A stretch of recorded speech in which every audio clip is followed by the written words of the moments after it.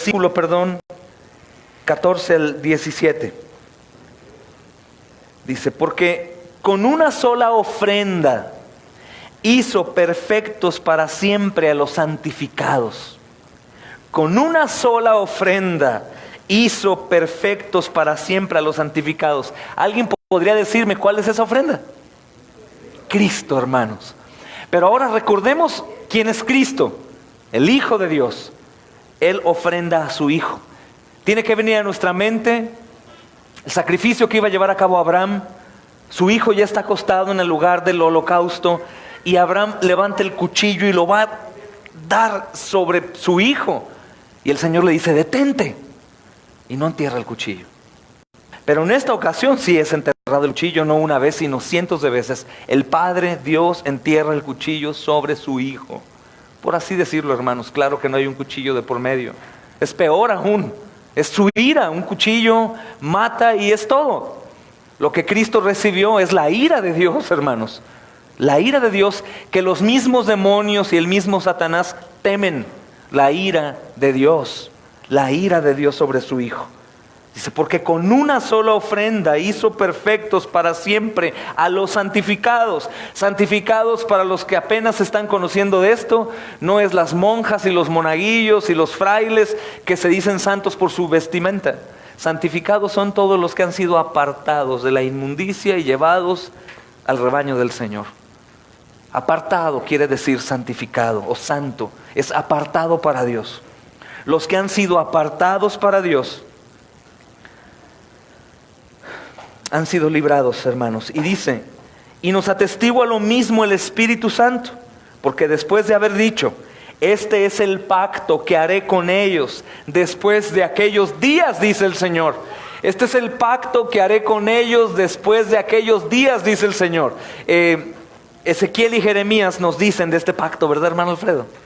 Es un pacto que habla de algo eterno. Un pacto que incluye la soberanía de Dios para poder ser un pacto efectivo. Dice la Escritura, parafraseando un poco esta belleza de la Escritura, dice que nos da un corazón nuevo. Nos da un corazón nuevo. La doctrina, hermanos, que dicen Jesús entra en mi corazón, es una doctrina muy mala, que todos ustedes que eran cristianos desde antes recibieron a Cristo en su corazón. No me digas que no. Señor, te recibo en mi corazón, te entrego mi vida, te doy permiso que gobiernes. Y esas cosas no son verdad. La realidad es que Dios quita un corazón nuestro de piedra y pone uno nuevo. Pone uno nuevo, hermanos. El pacto nuevo y eterno incluye un corazón nuevo para que nosotros recibamos el temor de Dios y nunca nos apartemos de Él. Esto no quiere decir que con el temor de Dios somos perfectos, sino que ya dentro de nosotros el Espíritu Santo obra y cada vez que hacemos algo malo comienza a lastimarnos. Y es muy curioso, hermanos, en cuanto al nuevo nacimiento, cuando nosotros comenzamos a ser santificados, te das cuenta que lo que antes no te dolía hacer, ahora te duele. Lo que antes no te importaba, ahora te importa. Y uno se queda pensando y dice, ¿y a qué hora sucedió algo? Es que es algo de Dios. ¿Recuerdas que dice 2 de Corintios? Y todo esto proviene de Dios. No nos damos cuenta, hermanos, pero sucede. ¿Cómo? A través de la predicación del Evangelio. A través de saber quién es Jesús. Su vida, muerte, resurrección y próxima venida. Entonces, este pasaje, el autor de Hebreos, inspirado por el Espíritu Santo, dice, una sola ofrenda hizo perfectos para siempre a los santificados. Y nos atestigua lo mismo el Espíritu Santo, porque después de haber dicho, este es el pacto que haré con ellos después de aquellos días, dice el Señor, pondré mis leyes en sus corazones y en sus mentes las escribiré. Pondré mis leyes en sus corazones, pondré el temor nuestro para saber qué es malo, para saber qué es malo, qué es pecado, qué hace daño a mi vida, qué daña mi relación con el Señor, qué ofende al Espíritu de Dios y qué me aparta de Él. A algunos de ustedes les llegó una porción devocional de esto que estaba estudiando de Hebreos, acerca de los que se desvían en el camino. Y algunos piensan, ¿podrá ser que un cristiano se desvíe en el camino? Por supuesto que sí, por supuesto. La negligencia del pecado, una vida que es gobernada por mi mente, por mis concupiscencias, por mi rebeldía, por mis celos, por mi contienda, por mi falta de sujeción a su palabra o a las autoridades eclesiásticas. Eso es un problema grave y nos aparta del camino del Señor, y sufrimos padecimientos que no son a causa de Cristo, sino a causa de nuestro pecado. Y hermanos, existe un misterio. Hay muchos de estos que terminan severamente mal. Estamos estudiando la vida de uno de los apóstoles domingos pasados, ¿verdad? Judas. Recuerda, como te decía, no era el perverso Judas, sino fue un hombre que fue elegido también. Aunque Jesús ya sabía quién era, Él decidió por su propia voluntad hacer el mal, aunque tenía al Señor enfrente. Entonces,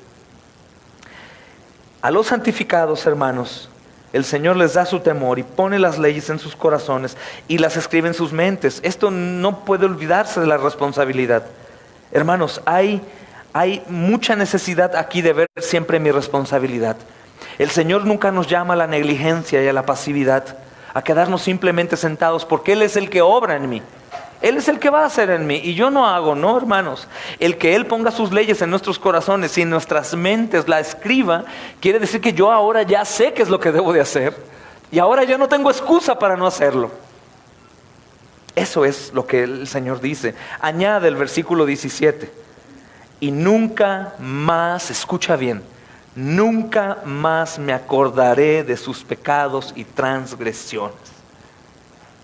Hermanos, si algunos de ustedes entienden esto y lo creen, sintiéndose miserables, sintiéndose incómodos, preguntando cómo es posible que Dios el Todopoderoso me perdone cuando yo no perdono a alguien que me ha hecho menos cosas o daño de las que yo le he hecho a Dios.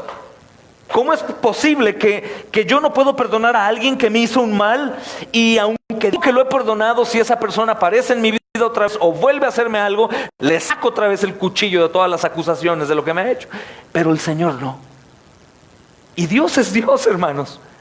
Y Dios no va a acordarse de nuestros pecados ni transgresiones. Literalmente, los santificados llegarán al cielo sabiendo que son pecadores. No vamos a sufrir amnesia, o el Señor no nos va a dar una nueva vida y vamos a decir: ya no me acuerdo lo que hice ayer. ¿Que era pecador? ¿Adúltero? ¿Ladrón?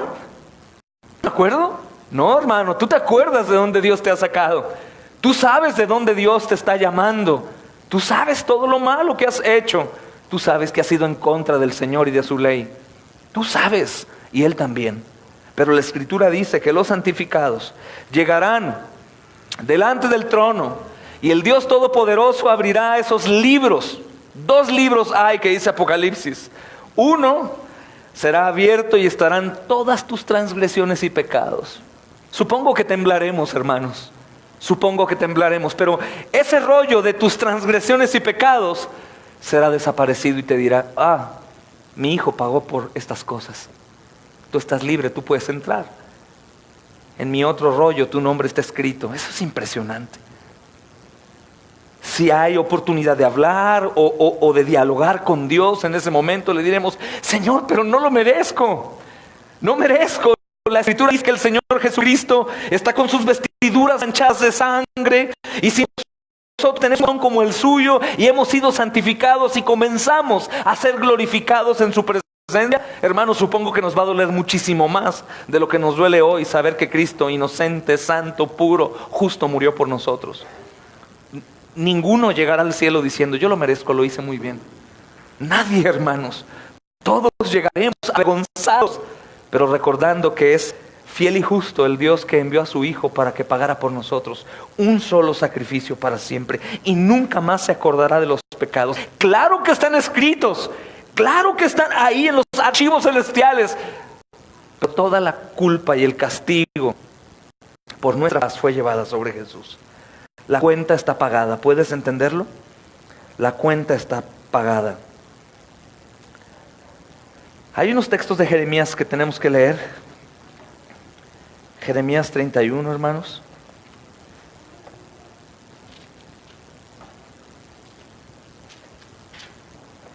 Jeremías 31, 33 y 34. Dice: pero este es el pacto que haré con la casa de Israel después de aquellos días, dice Jehová. Daré mi ley en su mente y la escribiré en su corazón, y yo seré a ellos por Dios y ellos me serán por pueblo. Este es el cumplimiento, hermanos, en Hebreos. Versículo 34. Y no enseñará más ninguno a su prójimo, a ninguno a su hermano, diciendo: conoce a Jehová, porque todos me conocerán, desde el más pequeño de ellos hasta el más grande. Dice Jehová: porque perdonaré la maldad de ellos y no me acordaré más de su pecado. Jeremías 32, 37. He aquí que yo los reuniré de todas las tierras a las cuales los eché con mi furor. Ve esto: a los cuales los eché con mi furor. Esto tiene un pasado que inició todo, Adán y Eva. Al momento que Adán y Eva se rebelan contra Dios, todos nosotros, hermanos, de todas las generaciones, somos echados a nuestra propia miseria. Todos nosotros nos descarriamos como ovejas, cada cual se aparta por su camino. Unos van por el camino de la idolatría, otros del ateísmo, otros de la fornicación, otros del adulterio, otros del robo, otros de la mentira, otros de la hipocresía. Otros como yo andábamos en todo un poco y mucho, pero todos nos descarriamos como ovejas, porque Dios nos maldijo. Escucha bien esto, y esto lo tienes que entender. Pero ¿por qué, hermano, hay tanta maldad en el mundo? ¿Por qué niños mueren? ¿Por qué hay guerras? ¿Por qué hay cáncer? ¿Por qué esto? ¿Hasta cuándo se va a acabar? Queremos un mundo mejor. Eso no va a existir jamás. ¿Por qué todo está así? ¿Porque el hombre es malo? Claro. Pero ¿sabes por qué? Porque Dios maldijo al mundo. El asunto y la guerra no es contra Satanás. El asunto y la guerra es contra Dios mismo, hermanos. Y es imposible que las personas puedan hacer las paces con Él. Por eso dice la Escritura, hermanos: he aquí yo los reuniré de todas las tierras de las cuales los eché con mi furor y con enojo e indignación grande, y los haré volver a este lugar y los haré habitar seguramente. Y mira qué belleza. Y me serán por pueblo, y yo les seré a ellos por Dios, y les daré un corazón y un camino a Jesucristo, para que me teman perpetuamente, para que tengan bien ellos y sus hijos después de ellos, y haré con ellos pacto eterno. ¿Cuándo se termina, un pacto eterno?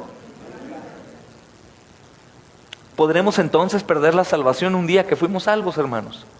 Pacto eterno.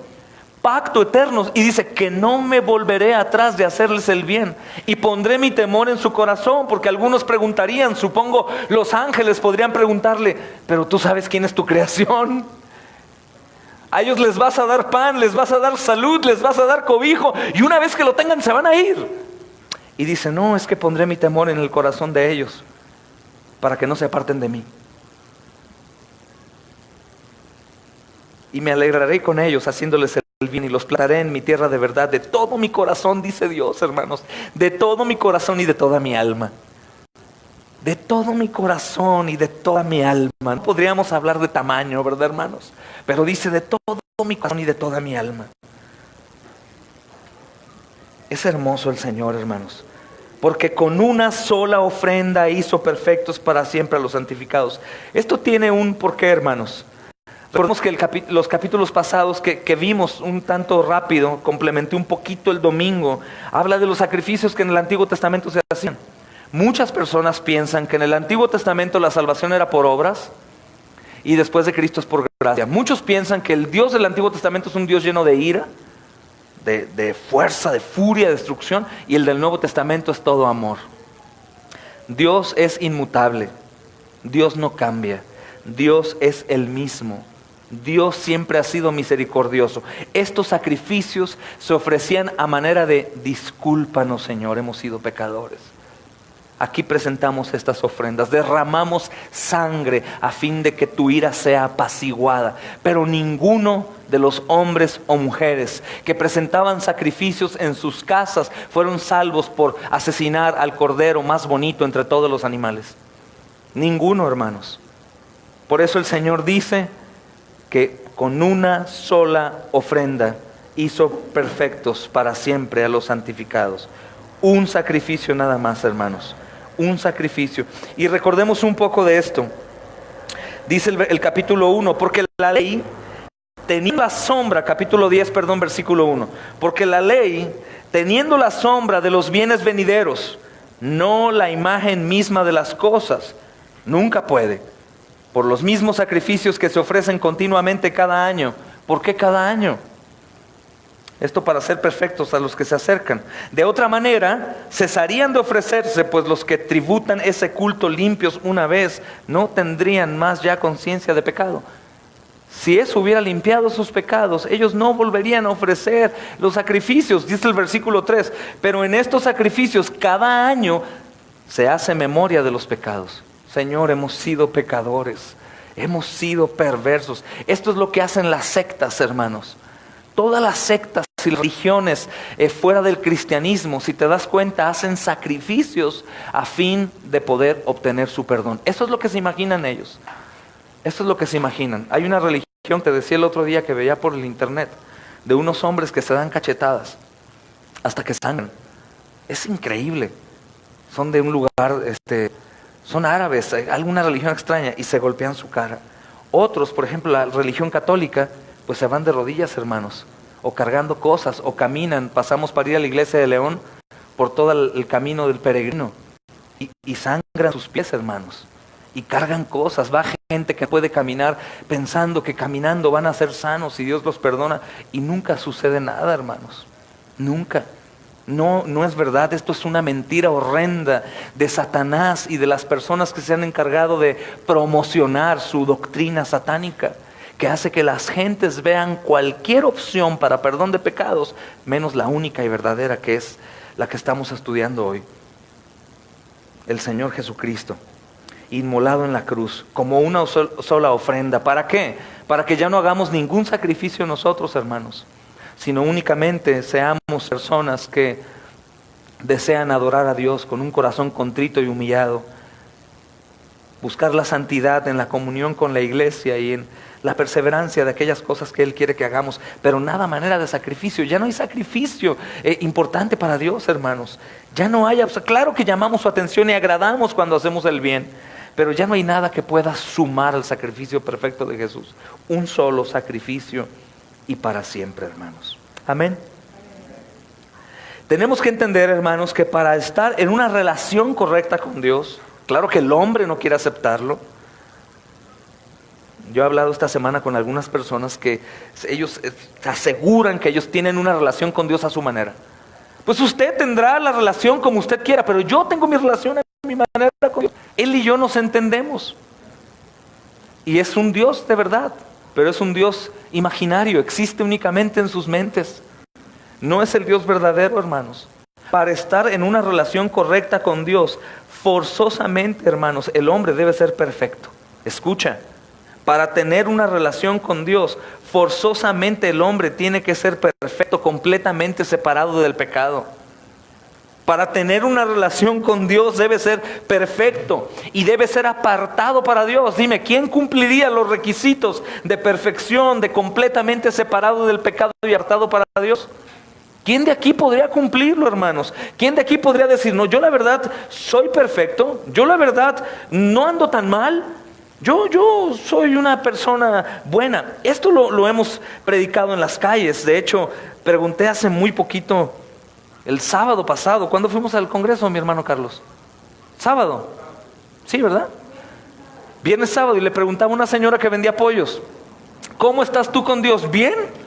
¿Eres buena gente, supongo? Sí, yo sí. Inmediatamente, hermanos, en cuanto vemos unos 3 mandamientos de la ley, se da cuenta que es una persona mala. Cualquier persona viendo la ley de Dios, la ley moral de Dios perfecta, se da cuenta que es una persona mala. Todos han mentido, todos alguna vez tomaron algo que no era suyo, todos, hermanos, han visto a una mujer o un hombre con deseos pecaminosos alguna vez en su vida. Ahora ya no, claro, los casados y las casadas, pero alguna vez en su vida. Algunos hermanos, y la mayoría, jamás han amado a su prójimo como Dios manda, y mucho menos amado a Dios sobre todas las cosas. Por ende, hermanos, todos están reprobados. Nadie puede tener una relación correcta. ¿Pero qué dice Satanás? Claro que sí. Tú en las aguas del bautismo, siendo un bebé que no tiene conocimiento de causa, te arrepientes de tus pecados. Eres lavado ahí. Y una vez que eres lavado, ya estás bien con Dios. Te mueres y te vas al cielo. Hermano, ¿sabes cuánta gente va a ver en el infierno creyendo eso? La gente estudiamos el domingo en la mañana, lástima que no todos pudieron venir. ¿Sabes cuántas miles de personas mueren diario en el mundo? Echen un cálculo.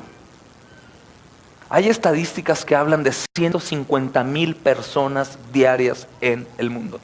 155,000. Multiplícalo por 365. ¿Sabes cuántos millones de personas van al infierno? ¿O cuántos cientos de miles van al infierno? Creyendo que van por un camino correcto, creyendo que el budismo o el yoga o el romanismo o el mormonismo o la luz del mundo, testigos de Jehová, me llevan a Él. Y bien dice el sabio de los proverbios, ¿verdad? Hay caminos que al hombre le parecen caminos de vida, pero al final son caminos de muerte. Y la realidad, hermanos, que tenemos que entender esto, y esto es de extrema urgencia para ustedes que tienen el deseo de predicar el Evangelio. Creo que para eso vienen los miércoles, para poder aprender un poco más del Evangelio y poderlo predicar de la manera correcta, aunque no sea un mensaje muy bueno para los oídos incrédulos. No existe un hombre que sea perfecto. No existe un hombre o mujer que esté completamente separado del pecado. No existe nadie que esté apartado y reservado para Dios. Todos son como ovejas descarriadas, cada cual se aparta por su camino haciendo lo que le plazca o a su manera. Aún dentro del cristianismo hay personas que hacen las cosas a su manera y piensan que logrando algunos requisitos o algunas cositas, eso ya está bien y por ende se sienten aceptados. Hermanos, tenemos que renunciar a esa creencia y reconocer que nosotros somos aceptados única y exclusivamente por el Señor Jesucristo. No por ningún mérito nuestro, hermanos. No por absolutamente nada que hagamos. Ojo, esto no quiere decir que te invito a que te portes mal o andes en pecado, porque si tú andas en ese pecado, lo que está diciendo la Escritura es que Dios no te ha puesto un corazón nuevo con su temor. Porque no tendría sentido. El cristiano tiene una característica: peca y se duele, ofende y se arrepiente, hace algo malo, hace algo desagradable y el Señor no lo deja dormir en paz. Aun cuando hacemos lo bueno a la manera del Señor, se quita la paz y estás inquieto. Muchos predicadores sufren de eso después del sermón dominical. Claro, yo no, pero muchos sí. Están en depresión, hermanos, todo el domingo y el lunes porque has sacudido ahí y los pensamientos llegan. Todo lo que va en contra de lo que se llama Dios se levanta, hermanos, como una resistencia. El asunto es grave, se trata de vida o muerte en el infierno o vida en el cielo. No es cualquier cosa. ¿Han tratado de entender esto? Es tan importante que Jesús tuvo que venir a la tierra, hermanos. Ya no un profeta, no un ángel. Jesús mismo tuvo que venir a la tierra a solucionar este asunto. El Hijo de Dios, el Santo de Dios, el perfecto vino. Señor, ¿para qué? Es que nadie hubiera podido cumplir los requisitos que mi Padre estaba solicitando. Nadie es perfecto, solo Dios. Por eso Dios tuvo que venir encarnado. Y esto es un asunto de urgencia para predicar. Todavía como clientes decimos: bueno, mañana le predico, mañana me arrepiento. Es que a mí me enseñaron en la fe católica romana que era así. Está bien. El asunto que la fe verdadera viene por el oír y el oír viene por la palabra de Dios. Todo lo demás ajeno a esto, herejía destructiva, demoníaca que lleva a las personas al infierno. Yo sé que se van a molestar si les decimos eso, pero mejor que se molesten y vayan al reino de los cielos, a que se queden felices y vayan al infierno por la eternidad. Es la verdad, hermanos, no hay perfecto.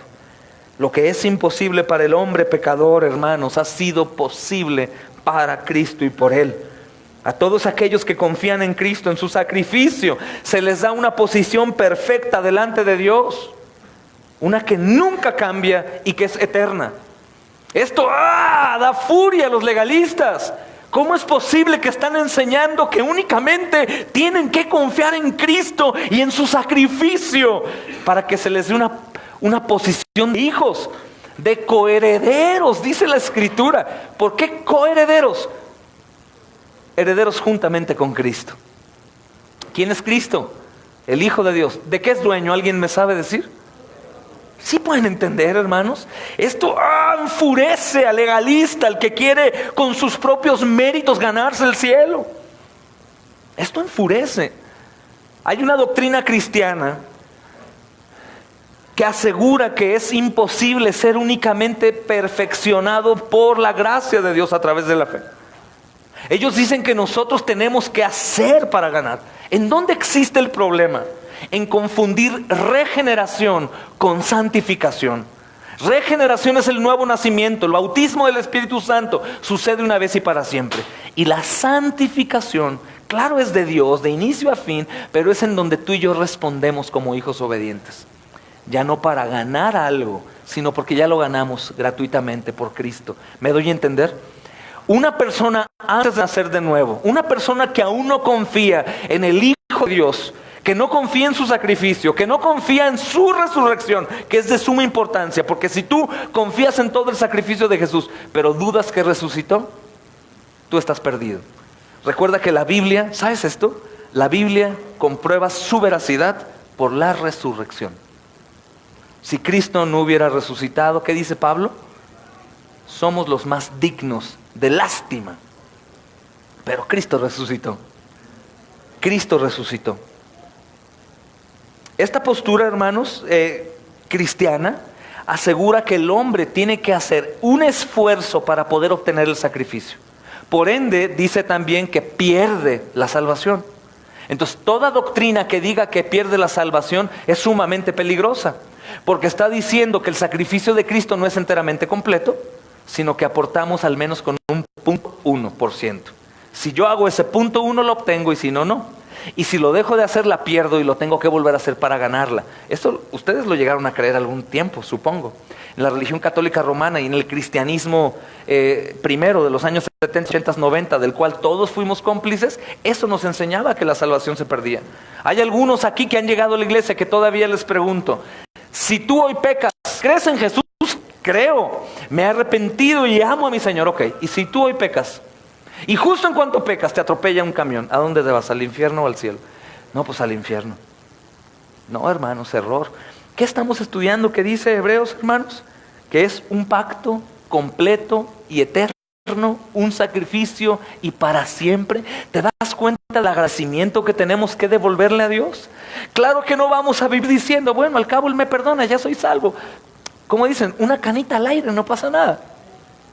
Hermanos, es una locura saber que este sacrificio no es un sacrificio común y corriente, es el sacrificio del Hijo de Dios, es el sacrificio de un inocente, alguien que no merecía morir, es un sacrificio sumamente sangriento, hasta la última gota de sangre. Ni aún el peor de los asesinatos contemporáneos, hechos por los sicarios más sádicos, se compara al sacrificio de nuestro amado y fiel Señor Jesucristo. Porque todos ellos merecían morir, pero Jesús no, hermanos.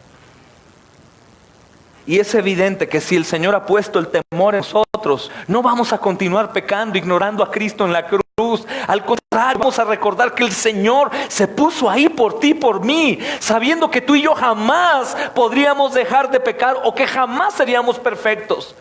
Y Él paga a su Padre los pecados pasados, presentes y futuros, paga por los pecados pasados, presentes y futuros. De modo que si tú te equivocas como te equivocaste hoy, el día que mueras, tú vas al reino de los cielos, no por tus méritos, sino por los perfectos méritos del Señor Jesucristo. Eso es hermoso, hermanos. ¿Qué hacemos? ¿Continuamos pecando porque el Señor ya ha dado mucha gracia? Claro que no, hermanos. Al contrario, aborreceremos el pecado, odiaremos el pecado.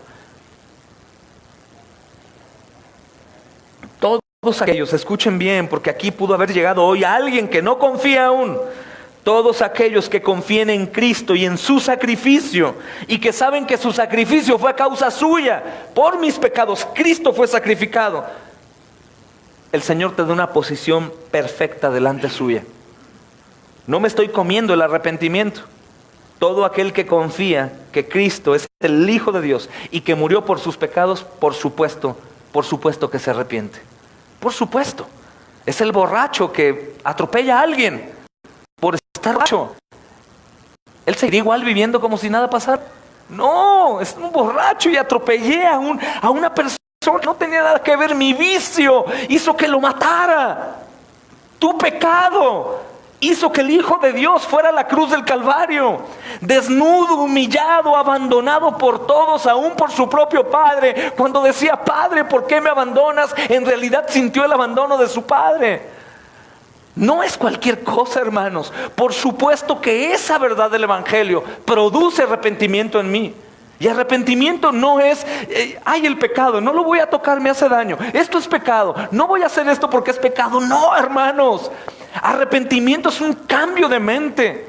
Dejar de ver lo oscuro para ver la gloria de Cristo en la cruz del Calvario. Ver ahí el sacrificio perfecto, hermoso, lleno de misericordia. Pero también recordar que ese lugar era para mí. Toda la justicia santa y perfecta de Dios, toda su ira caería sobre mí. Y fui librado por Jesucristo. ¿Qué tengo que hacer? Confiar en Jesucristo. El antinomianismo, hermanos, antinomos, antiley, tiene un mensaje que llama mucho la atención. Muchos ministerios modernos de hoy en día, que no puedo decir el nombre públicamente hasta que confirme que están en la herejía ya, pero muchos de los que tú consumes, o algunos de ustedes, son antinomianos. Ellos ya jamás piensan en la ley de Dios. Ellos dicen que pues por gracia podemos ser libres y parecernos al mundo, que Dios nos metió aquí al mundo para vivir libremente y ser como ellos y contagiarlos y usar sus modas, su tipo de música y esas cosas, porque es por gracia. ¿Ley? No, la ley fue cumplida perfectamente en Cristo. Tú ya no tienes que preocuparte por obedecer, tú solo tienes que creer.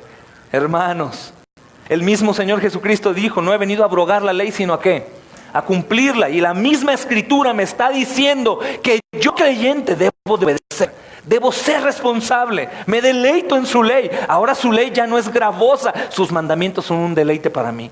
Señor, cómo me gustaría de verdad obedecerte a perfección, pero sé que no puedo. El apóstol Pablo, Romanos capítulo 7, miserable de mí, ¿quién me libra de este cuerpo de muerte? Es un sufrimiento de un salvo que desea que Cristo ya venga para ya no pecar más. Cuídense del antinomianismo. Es un cristianismo que llama tu atención, que te engancha por la moda, por la música, por el tipo de predicaciones, porque me salgo muy emocionado. El Evangelio, recuerden, hermanos, que en su mayoría siempre te va a dejar incómodo, siempre te va a hacer sentir pecador. Y el Evangelio moderno te hace sentir muy bien. Cristo, ya, ¿por qué me esfuerzo si es Cristo el que lo hace? ¿Por qué obedezco si es Cristo que me da mi libertad cristiana? Precisamente la libertad que nos da Cristo, número uno, es de la esclavitud de Satanás, pero también de mí. De mí. Me libra de mí, te libra de ti. Cuidado con eso, hermanos. Todos aquellos que confían en Cristo y en su sacrificio, se les da una posición perfecta delante de Dios. Reciben un corazón nuevo previamente y su temor para deleitarse en su ley. Para equivocarse, pero para ir de rodillas. Para pecar y clamar por perdón. Para tratar de ser ejemplo y dejar un legado a nuestros hijos y que digan, el cristianismo es verdad. Yo recuerdo a mi mamá, yo recuerdo a mi papá, entregados por el Señor. Abandonaron trabajos, abandonaron esto y lo otro y se entregaron por completo a la gloria de Dios. Yo creo en el cristianismo. Yo vi la provisión de Dios. Vi su mano poderosa sobre nosotros. Cristo vive, su evangelio está vivo. Somos luz, hermanos, en el mundo. Esta posición perfecta delante de Dios, escucha bien, nunca cambia y es eterna. Nunca cambia y es eterna. Entonces, ¿por qué es que predicamos obediencia? ¿Por qué es que Dios nos exhorta sermón a sermón con una vida que manifieste frutos, hermanos? Recordemos esto y déjalo ya marcado para siempre. Porque los frutos son manifestación de que tú has sido salvado. Y número dos, que hay entre nosotros gente que aún ha sido salvada. Y seríamos muy egoístas si dejamos de predicar el evangelio en la iglesia, olvidando que siempre va a haber personas salvas entre nosotros. El Señor jamás va a recordar nuestros pecados ni sus obras injustas. ¿Quieres leer conmigo otra vez ese versículo? Versículo 17 del capítulo 10. y nunca más. ¿Cuándo es nunca más?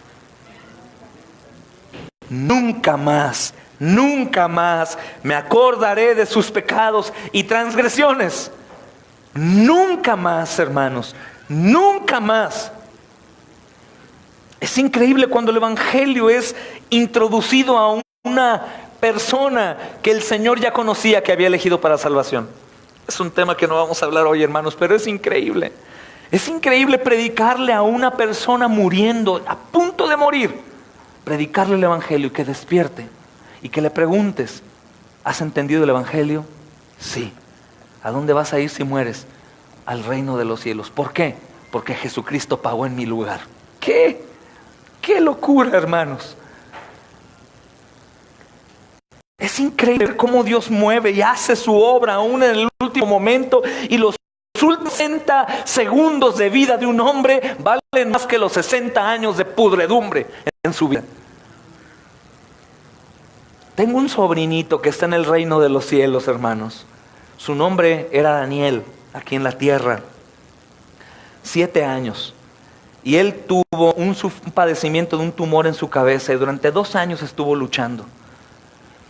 Su familia es católica romana aún, y si me estás viendo, caerás a los pies de Jesucristo Rey. Y él me mandó llamar. Antes de que muriera ya no podía respirar bien porque su cerebro le afectó en donde tiene que deglutir la saliva. Y me mandó a hablar y dijo, háblale a mi tío Charlie, el pastor, porque tengo miedo a dónde voy a ir, al infierno o al cielo. 7 años, 7 años, hermosa. 7 años, y pasé un buen rato con él, hasta que creyó el Evangelio. Y de la misma manera cuando le pregunté, pequeño, ¿a dónde vas a ir ahora? Con papi Dios. Le costaba trabajo hablar. ¿Por qué? Porque Jesucristo murió en la cruz por mí. Hermanos, el Evangelio da esa convicción. Tú puedes vivir sufriendo. Tú puedes vivir sufriendo, dudando. Pero cuando tú dudas de la salvación es porque dudas por 2 cosas. Dudas por tu vida pecaminosa práctica. Es decir, que no te importa el pecar. Y ahí sí te recomiendo, llora, sufre, arrepiéntete y clama al Señor por perdón. Pero otra, que es la más grave, es dudar del sacrificio perfecto de Jesús. Si tú te aborreces en tus pensamientos, te aborreces en tu manera de hablar, de pensar, de actuar, de vivir el cristianismo, si en realidad no estás cómodo contigo mismo en tu vida cristiana, es una buena manifestación de que la gracia de Dios ha estado obrando en ti, que el Espíritu Santo está trabajando en ti para tu santificación. Es bueno que digas, ¿acaso podré yo ser salvo? ¡Claro! Ninguna persona pecaminosa sin gracia de Dios podría llegar a pensar eso. Pero nunca dudes del sacrificio perfecto del Hijo de Dios. Nunca. Si es por eso que tú dudas, si tú te esfuerzas día con día por cumplir la ley de Dios, en el sentido que te gusta darle la gloria, no para salvarme más, hermanos, sino para darle la gloria porque la merece. Señor, yo quiero obedecerte de mañana, de tarde, de día. Quiero andar en tus caminos. Quiero hacer, Padre, tu obra. Quiero ser usado para tu gloria. Señor, envíame a lugares que nunca antes hubiera podido creer que me ibas a enviar. ¿Pero seré salvo, Señor? Claro, hermano. El sacrificio del Señor Jesús es perfecto. Y nunca va a cambiar la relación de Dios contigo. Una vez reconciliado con Él, eres reconciliado para siempre. La palabra en griego, ¿cuál es? ¿Se acuerdan? Apokatalazo. Es una reconciliación completa y perfecta para siempre. Aún tú. Aunque tú te equivoques. Aunque cometas errores. Aunque llegues a traicionar al Señor en tu manera de andar. Aún así, sí estás reconciliado con Él. Cristo el Cordero, hermanos. Muy relacionado con este tema del sacrificio, es la referencia de Cristo en las Escrituras como el Cordero de Dios. Y este nombre sabemos por qué es, hermanos. Lo que el pueblo de Dios sacrificaba eran corderos. El Cordero de Dios es este que estudiábamos el domingo. que se sienta a la mesa y algunos se preguntaban, oye, ¿y por qué no aparece que cuando Pedro y Juan preparan la Pascua van a comprar al cabrito o al cordero y lo ponen en la mesa? ¿Sabes por qué, verdad? Porque el cordero estaba ahí con ellos, hermanos. La cena era el Señor mismo. Qué tremendo, ¿verdad? ¿Y sabes qué hacían con el cordero, verdad? Lo inmolaban todos, lo asesinaban y lo asaban con fuego. No podía cocerse, era asado. ¿Y dónde estaba el cordero? Sentado ahí con ellos. Jesús era el cordero que cambiaría por completo la manera de llevar a cabo la Pascua, hermanos. Los corderos jugaban una parte importante en la historia y la oración de Israel. Esto era bajo el sistema de sacrificios en el Antiguo Testamento. Se pedía un cordero sin mancha, sin defecto. Y diariamente los sacrificios se llevaban a cabo, hermanos, en las mañanas y en las tardes. El día de reposo, por ejemplo, hermanos, se duplicaba el número de ofrendas. Y también se sacrificaba un cordero en la Pascua, el festival religioso que conmemoraba que Dios había libertado a Israel de la tierra de Egipto y las terribles cadenas de la esclavitud. Estos domingos que vamos a estar estudiando, los próximos 2 acerca de la cena y la Pascua, es increíble. Imagina que el pueblo de Egipto, hermanos, está preso, obviamente, en su pecado, en Egipto, el pueblo de Dios, pero también preso a la esclavitud del faraón y de Egipto. Ellos eran esclavos, tratados terriblemente, hermanos. Eran esclavos y eran golpeados y se les exigía trabajar horas extras y era, hermanos, una esclavitud horrible. Llegó a haber algunos faraones que eran más duros que otros. Algunos los ponían a trabajar aún sin material para trabajar. Era terrible, hermanos. Pero ahora la metáfora del cordero nos está hablando acerca de otra cosa, no únicamente libres de una esclavitud a hombres, que algún día terminaría, hermanos, sino el Señor ahora como el Cordero. Este Cordero está apuntando principalmente a Él como sacrificio propiciatorio. No nos libra únicamente de Egipto, sino nos libra del poder de Satanás sobre nosotros. La esclavitud a Satanás, a nosotros mismos y sobre todo del poder de la muerte. La muerte que entró por un hombre, por Adán. La muerte que demanda a todos, porque la paga del pecado es muerte y todos somos pecadores. Cristo nos vino a libertad del poder de la muerte. No de Egipto, de la muerte, hermanos. De la muerte, y eso es fabuloso. Ser eterno da de pronto algo de terror, y algunos niños me han preguntado, pero nos vamos a aburrir. El aburrimiento es consecuencia del pecado. Todas esas cosas, hermanos, que nos ponen ansiosos en esta tierra es consecuencia del pecado. Hay maldad, se respira maldad. Hay preocupaciones de dinero, de enfermedad, de mis asuntos matrimoniales, de amor, de todas las cosas, hermanos. Si se dan cuenta, luchamos en contra de las cosas que agobian. Todos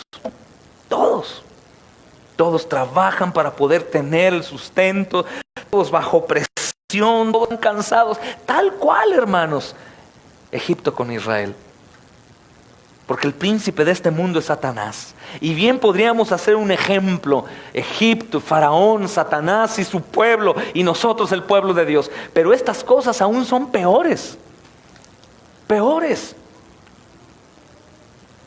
En este asunto, hermanos, somos librados de la misma muerte. Entonces, a la luz del trasfondo histórico, la imagen de Cristo como Cordero apunta principalmente a Él como un sacrificio perfecto, propiciatorio, que apacigua la ira de Dios y recibe todo el castigo por los pecados de su pueblo. No únicamente, hermanos, caminar por el desierto y llegar a un lugar. Algunos no llegaban, hermanos. Nosotros tenemos la entrada segura en Cristo Jesús. Nosotros en realidad llegaremos al lugar prometido sin fallas, porque nuestro líder ahora ya no es Moisés, hermanos. Ahora es el mismo Señor Jesucristo guiándonos a perfección. Cristo es el Cordero del sacrificio. Mira cómo se refiere Juan el Bautista, hermanos, para terminar hoy. ¿Cómo se refiere Juan el Bautista a Jesucristo en Juan capítulo 1, versículo 29?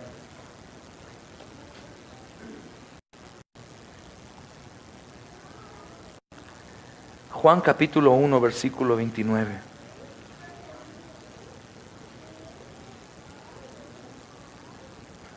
¿Qué verdades se comunican aquí?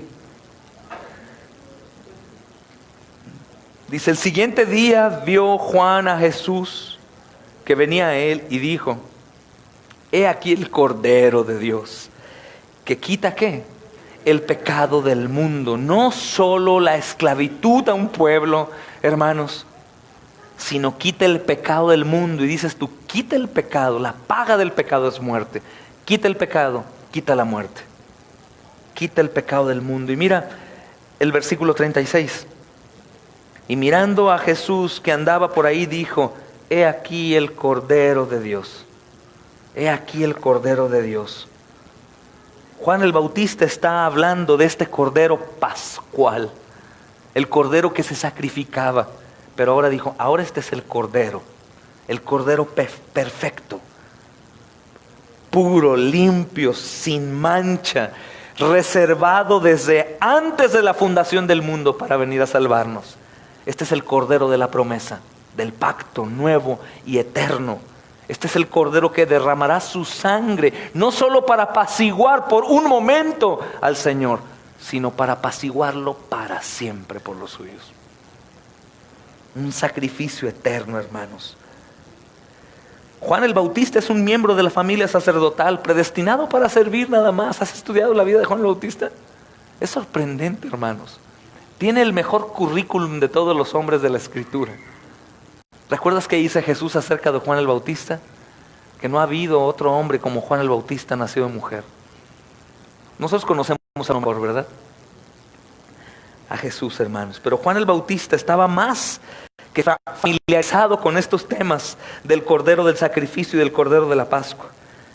El hecho, hermanos, de que la designación de Juan aparece dos veces es muy importante. En el versículo 29 al 36, Juan el Bautista vio a Jesús no como un libertador político. ¿Recuerdas cómo estudiábamos que lo veía el pueblo de Dios a Jesús como otro David que los iba a libertar de la oposición de Roma? Ellos pensaban a lo mejor que así David había tenido un reinado hermoso para el pueblo de Israel. Ahora el nuevo David era Jesús y que los iba a libertar únicamente de la esclavitud o de ser un pueblo subyugado por Roma. Pero no, hermanos, Juan el Bautista ve a Jesús como el Cordero del sacrificio, no solo como un ejemplo a seguir, no como el maestro, imiten al maestro, sigan al maestro, no, lo ve como el Cordero del sacrificio enviado por Dios para quitar los pecados del mundo, quitarlos por completo.